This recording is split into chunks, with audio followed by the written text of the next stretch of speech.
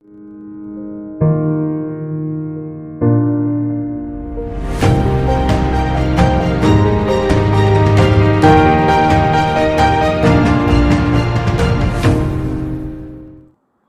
నమస్కారం. ఇంతకుముందు తరగతిలో 10వ తరగతి తెలుగు పరిమళం నుండి 8వ పాఠం జీవని కొంతవరకు చెప్పుకున్నాము కదా. ఈరోజు తరగతిలో మిగిలిన పాఠాన్ని చెప్పుకుందాం. రోజులు పరుగు పెడుతున్నాయి. ఒకరోజు నా భర్త నా దగ్గరకు వచ్చి ఆ పేరా వరకు చెప్పుకున్నాము. ఈరోజు తర్వాత పేరా చూడండి. 2 నెలల తరువాత ఒక ఉదయం మా వీధిలో గారడి ఆట జరిగింది. ఆ ఆటను తల్లి, తండ్రి, కూతురు ముగ్గురు కలిసి చేస్తున్నారు. తండ్రి డప్పు వాయిస్తూ జయమ్ము నిశ్చయమ్ముర భయమ్ము లేదురా అంటూ పాడుతున్నాడు. తల్లి హార్మోనియం వాయిస్తుంది. అద్భుతాలన్నీ కూతురే చేస్తుంది. ఆ పాపకు 5 ఏళ్ళైనా ఉంటాయో లేవో పొడవైన గౌను వేసుకుని ఉంది. ఆ గౌను దాని పాదాలను దాటి నేలపై జీరాడుతుంది. ఆ పాపాయి నా కంటికి ఓ మాంత్రికురాలా అనిపించింది. ఆ ఆటలో ఆ పాపాయి చేస్తున్న విన్యాసాలు నాలో ఆశ్చర్యాన్ని కలిగించాయి. మరికొన్ని సాహస కృత్యాలు చూసి నాలో ఏదో కొత్త ఆలోచనలు రేకెత్తిస్తున్నాయి. ఇంత చిన్న పాప ఇన్ని అద్భుతాలు ఎలా చేయగలిగింది? ఎవరైనా ఏదైనా సాధించాలంటే శిక్షణ, తపస్సు లాంటి పట్టుదల అన్నిటికంటే ముఖ్యంగా అవసరం. నాకు ఈ సందేశం ఇవ్వడానికే ఆ ఉదయం రోడ్డుపై అవతరించిన దేవతలా తోచిందా పాప. కష్టపడి నేర్పితే నా పాప కూడా తన జీవితానికి అవసరమైన పనులు నేర్చుకుంటుంది. అలాంటి పనులను అదే దీక్ష, పట్టుదలతో నేను నేర్పలేనా అని నా మనస్సుకు నేనే ధైర్యం చెప్పుకున్నాను. ఆట ముగిసింది. ఆ పాప ఇంటింటికి వెళ్ళి పైసలు తీసుకుంటూ నా దగ్గరకు వచ్చి నిలబడింది. అప్పుడు ఆ పాపాయి చేతిలో 10 రూపాయల నోటు పెట్టి నీ పేరేంటి అన్నాను. జీవం మంది. చిరునవ్వుతో థ్యాంక్ యూ జీవని సీనియర్ అన్నాను. అర్థం కాని కళ్ళతో చూస్తూ వెళ్ళిపోయింది ఆ పాప. ఆ పేరు నాకు ఇష్టమే అన్నట్లుగా లోపల జీవని జూనియర్ కేర్మని ఏడుస్తుంది. ఇందులో కొన్ని పదాలకి అర్థాలు చూద్దాం. 2 నెలల తరువాత ఒక ఉదయం మా వీధిలో గారడి ఆట జరిగింది అని ఉంది కదా. గారడి అంటే కనికట్టు లేదా మాయా మంత్రం. గారడి అంటే కనికట్టు లేదా మాయా మంత్రం. ఆ ఆటలో ఆ పాపాయి చేస్తున్న విన్యాసాలు నాలో ఆశ్చర్యాన్ని కలిగించాయని ఉంది కదా. ఇందులో విన్యాసాలు చూడండి. విన్యాసాలు అంటే చక్కని ప్రదర్శనలు. విన్యాసాలు అంటే చక్కని ప్రదర్శనలు. సాహస కృత్యాలు అంటే తెగువగల పనులు. సాహస కృత్యాలు అంటే తెగువగల పనులు. చూడండి, వాళ్ళ వీధిలో గారడీ జరగడం, ఆ గారడీలో తల్లి, తండ్రి, కూతురు ముగ్గురు కలిసి చేయటం, తండ్రి డప్పు వాయించడం, అలాగే తల్లి హార్మోనియం వాయించడం, అద్భుతాలన్నీ కూడా వాళ్ళ కూతురు చేయటం. ఆ పాపకు 5 ఏళ్ళైనా ఉంటాయో లేవో పొడవైన గౌను వేసుకుని ఉంది.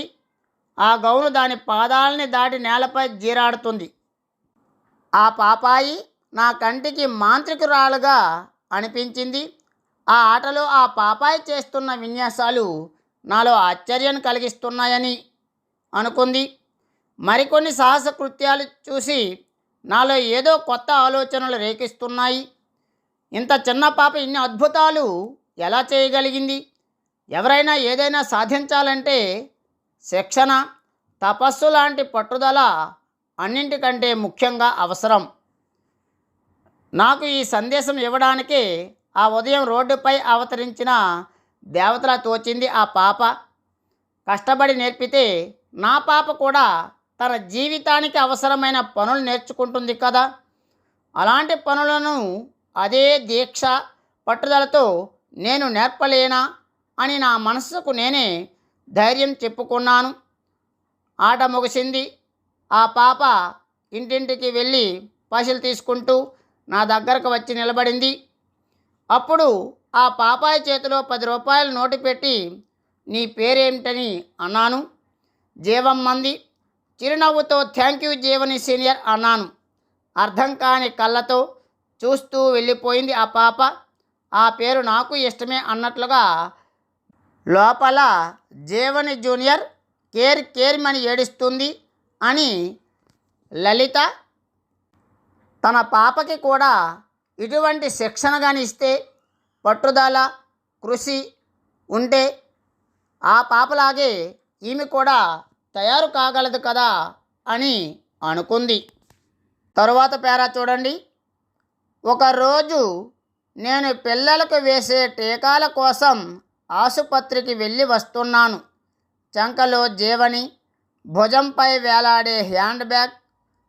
సిటీ బస్సు నిండుగా ఉంది. ఆ జనం అరుపుల మధ్య పాపను నాకివ్వమ్మా అంటూ జీవనిని అందుకున్నాడు ఒక వృద్ధుడు. నెరసిన జుట్టు, కాంతివంతమైన కళ్ళు, గొంతులో పొంగి పొర్లుతున్న అనురాగంతో జ్ఞాన దీపంలా ఉన్నాడాయన. స్టేజీ దగ్గర ఆయన నాతో పాటు దిగాడు.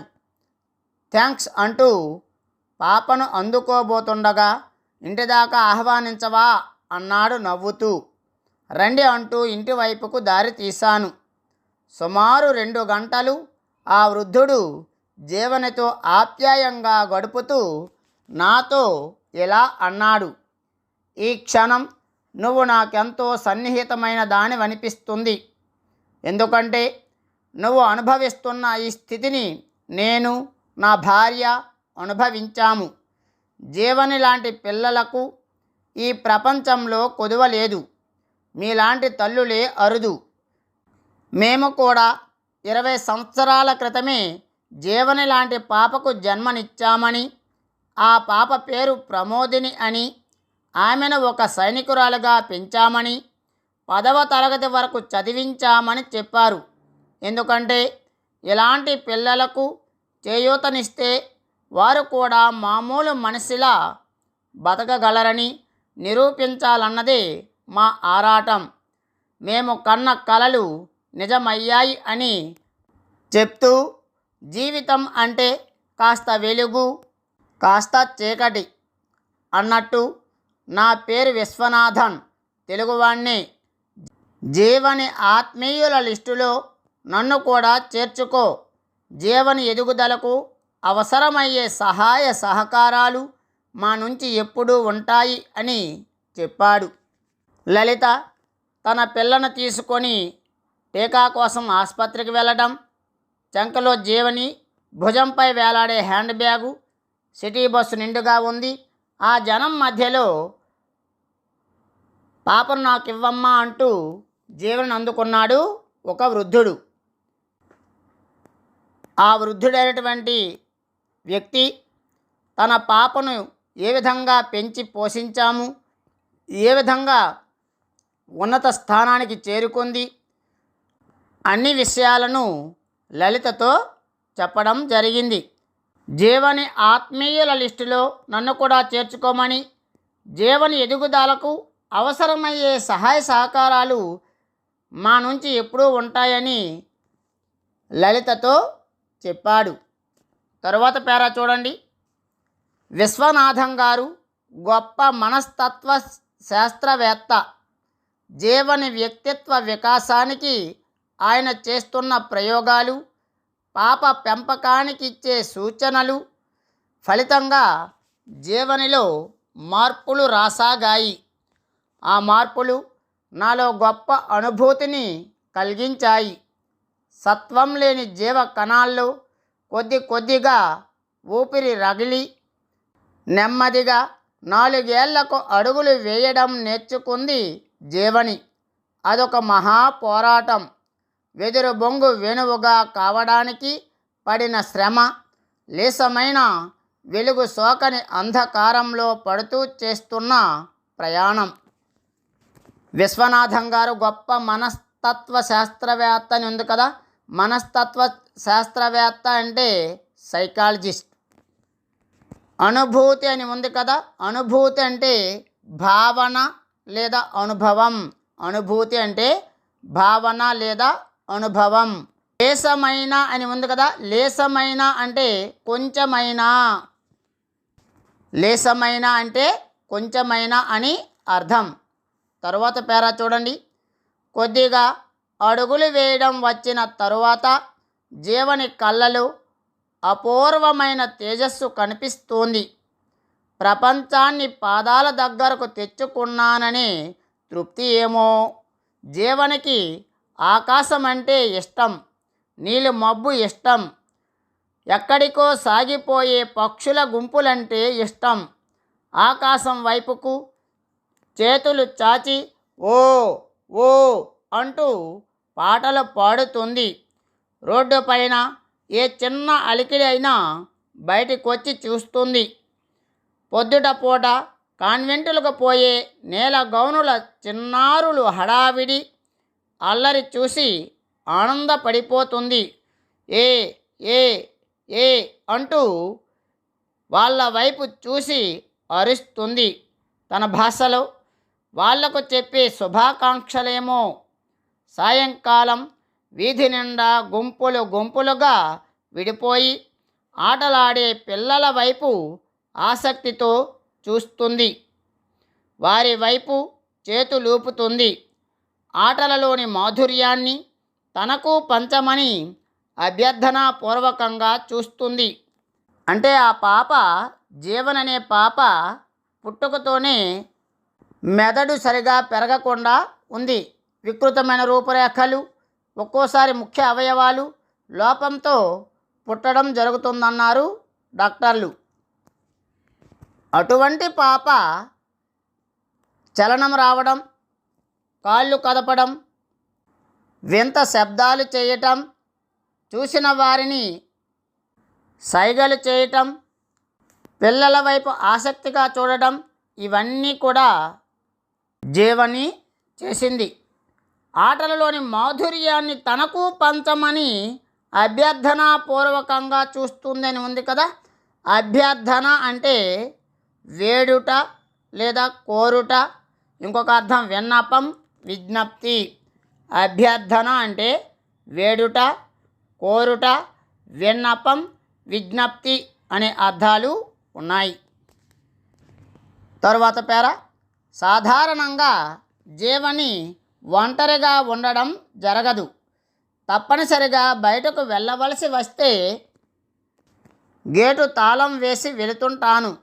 ఒకరోజు సాయంకాలం బజారుకెళ్ళి వస్తున్నాను. ఇల్లు చేరేసరికి గేటు తెరిచి ఉంది. తాళం పగలగొట్టబడి ఉంది. భయంతో కొయ్యబారిపోయాను.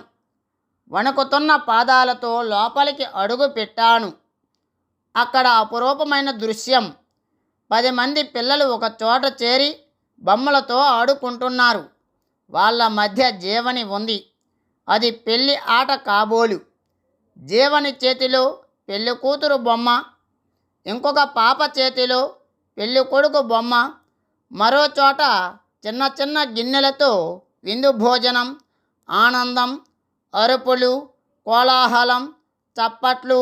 ఆ తోట, ఆ పరిసరాలు, అదంతా దేవతల రాజ్యంలా ఉంది.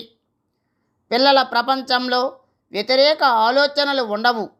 అందుకే ముందు వారు జీవనిని గేలి చేసిన తరువాత సాదరంగా తమ బాహువులలోకి తీసుకున్నారు. లలిత గేటుకు తాళం వేసి వెళ్ళటం, ఆ తర్వాత సాయంకాలం బజార్ నుండి రావటం, ఇల్లు చేరేసరికి అక్కడ పిల్లలందరూ కలిసి ఆడుకోవడం, వాళ్ళ మధ్యలో జీవని ఉండడం, అది పెళ్ళి ఆటలాగా ఈమె భావించడం జరిగింది. ఇక్కడ కొయ్యబారిపోయాను అంటే చలనం లేకుండా అగు అని అర్థం. కోలాహలం అంటే సందడి. చప్పట్లు అంటే కరతాళ ధ్వనులు. తరువాత పేర చూడండి. విశ్వనాథం గారి సూచన మేరకు జీవనిని పాఠశాలలో చేర్పించాము. కొంతకాలానికి ఆ తరగతి టీచర్ నన్ను పిలిచింది. ఆలు రాయమంటే ఆకాశాన్ని మబ్బుల్ని గీస్తుంది. ఏబిసిడీలు రాయమంటే చెట్లని ఎగిరే పక్షుల్ని గీస్తుంది. పాప బళ్ళో చేరి సంవత్సరం దాటుతుంది. ఇంతవరకు వర్ణమాల రాలేదు. జీవని గురించి టీచర్ ఫిర్యాదు. ఎంత నేర్చుకుంది అని కాక నేర్చుకోవడానికి ఎంత పెనుగులాడుతుందో గమనించండి. నెమ్మదిగానే దాని మస్తిష్కం గ్రహిస్తుంది.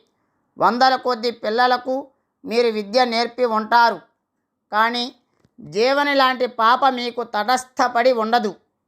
జీవనిని ఒక ఛాలెంజ్గా తీసుకోండి. మనం సామాజికంగా వెనుకబడిన వాళ్లకు ప్రత్యేక శిక్షణ ఇచ్చి కోడి పిల్లల్ని రెక్కల చాటున పొదువుకుని పెంచుకునేట్లుగా పెంచుతున్నాం. ఎందుకు?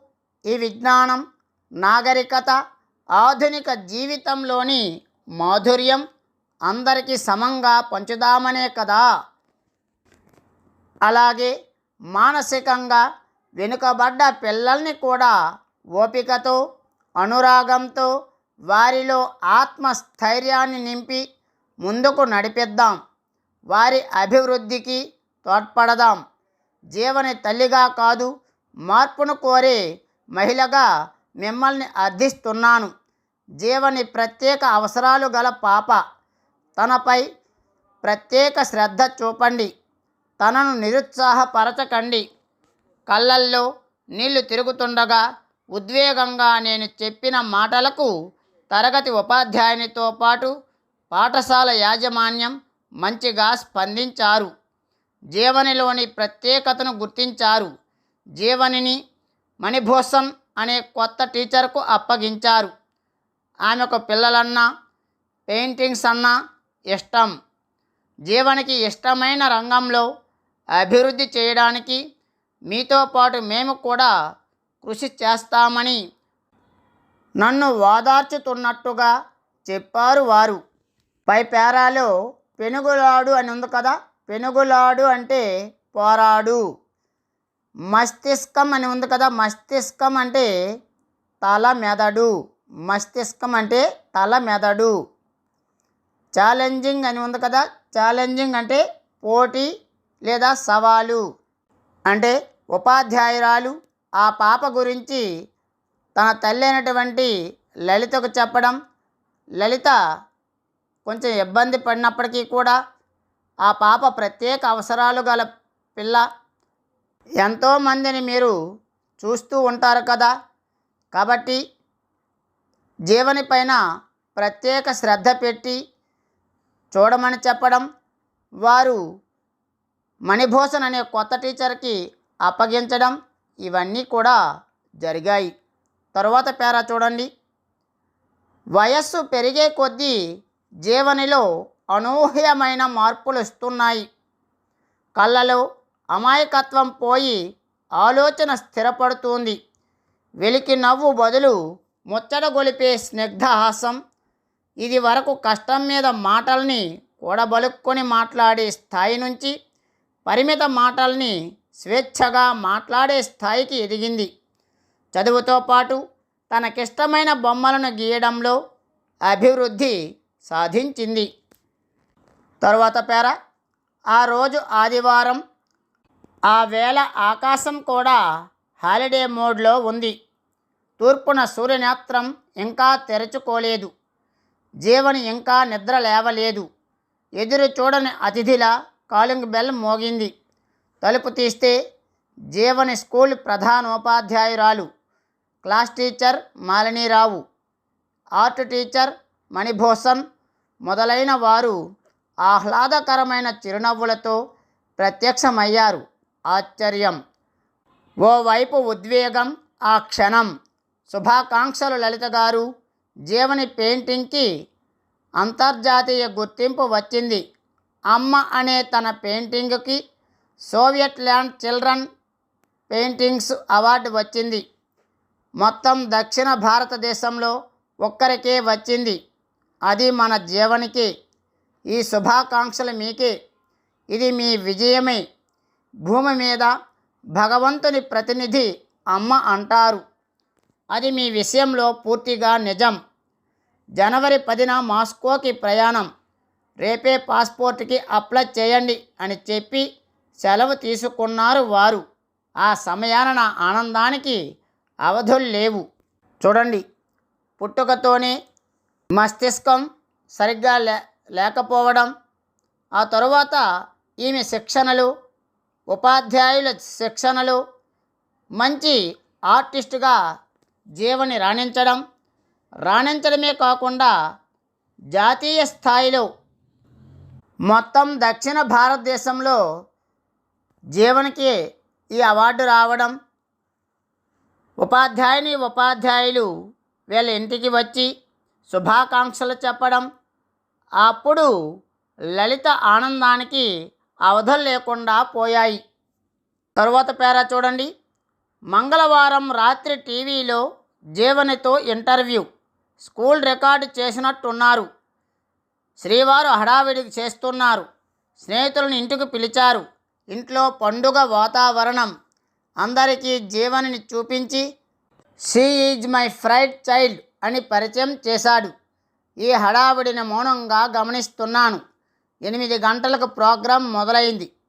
ముందుగా జీవని గురించి ఆ పాఠశాల ఉపాధ్యాయులు చెప్పిన విషయాలు టీవీలో వచ్చాయి. చివరిగా జీవనితో ఇంటర్వ్యూ. వారు ఎన్ని ప్రశ్నలు వేసినా జీవని సమాధానం మౌనమే.